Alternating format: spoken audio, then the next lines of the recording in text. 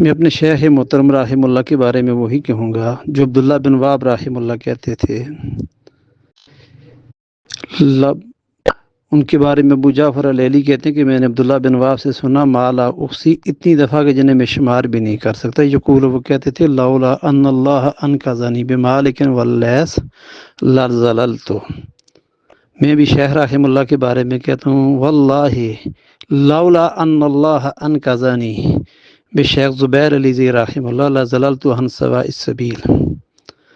اگر اللہ رب العزت کا ایک خاص انعام مجھ پر نہ ہوتا، اگر وہ مجھے شیخ زبیر رحم اللہ کو میں نہ ملتا، تو میں بھی عام طور پر جس طرح ہمارے بعض بھائی تناقضات کا شکار ہیں یا تحقیقی غلطیوں کا شکار ہیں، میں بھی اسی طرح ہوتا۔ یہ عبداللہ بن وہب کا قول جو ہے یہ امام ابن عبد البر نے الانتقاء کے اندر بیان کیا، الانتقاء فی فضائل ائمۃ الثلاثہ الائمہ الفقہاء کے اندر، جس کی جلد 1 اور صفحہ 28 پر ہے۔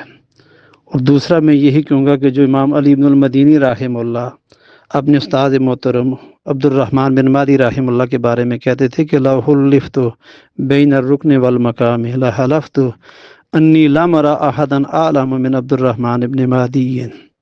تو میں بھی اسی وزن پر کہتا ہوں واللہ لو حلفت بین الرکن والمقام لحلفت انی لم ارى احدا اعلم من زبیر علی زی رحمہ اللہ تعالی۔ اگر مجھے مقام ابراہیم اور رکن یمانی پر مجھ سے قسم لی جائے تو میں یہی کہوں گا کہ میں نے شیخ زبیر علی زی رحمہ اللہ سے زیادہ ماہر عالم اسماء و رجال میں علال الحدیث میں کوئی بھی ان سے بڑھ کر نہیں دیکھا، لیکن یہ ضرور ہے کہ وہ بشر ہیں، معصوم نہیں ہیں۔ یہ ترمذی میں جو ہے 2143 نمبر کے تحت ہے، یہ علی بن المدینی رحمہ اللہ کا قول۔ اور دوسرا میں ان کے تیسری بات ان کے بارے میں وہی کہوں گا جو امام ابن حبان رحمہ اللہ اپنے استاد امام ابن خزیمہ رحمہ اللہ کے بارے میں کہتے تھے۔ یہ ان کا قول جو ہے المجروحین کے مقدمے میں موجود ہے، صفحہ 87 پر۔ وہ کہتے ہیں وما رأیت علی دیم الارض من کان یحسن صنعت السنن ویحفظ الصحاح بالفاظها ویقوم بزیادت کل لفظۃ زاد فی الخبر ثقۃ حتی کان السنن کأنہا نصب عینیہ الا محمد بن اسحاق بن خزیمہ رحمہ اللہ۔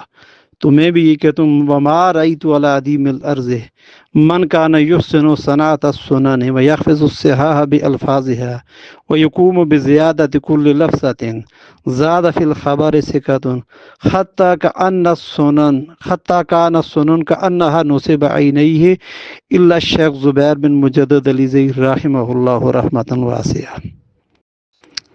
اللہ تعالیٰ شیخ رحمہ اللہ کی قبر منور کرے، اللہ ان کی خدمات جلیلہ کو قبول و منظور فرمائے۔ بتقاضۂ بشریت جو بھی علمی خطائیں ان سے ہوئی ہیں اللہ تعالیٰ ان سے درگزر فرمائے۔ السلام علیکم ورحمۃ اللہ وبرکاتہ۔